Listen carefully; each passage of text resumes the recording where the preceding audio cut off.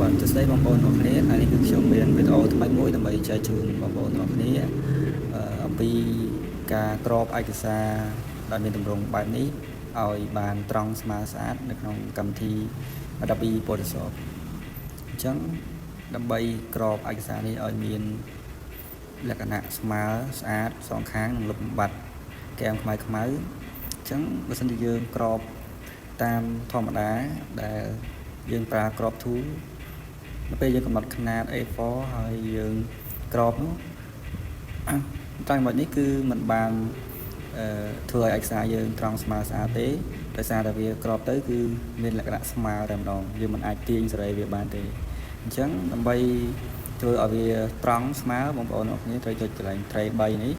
ហើយនៅចំណុច tray 3 នេះបងប្អូនត្រូវតែស្វែងរកក្រប tool ដែលមានទម្រង់ដូចតែខ្ញុំបានបង្ហាញបន្ទាប់មកបងប្អូនយកមកក្របនៅលើឯកសាររបស់យើងហើយបងប្អូនទាញវាដូចខ្ញុំបានបង្ហាញនេះបងប្អូនក៏ទទួលបានឯកសារបានត្រង់ស្មើស្អាតធម្មតាសូមអរគុណសម្រាប់ការទស្សនាវីដេអូរបស់ខ្ញុំ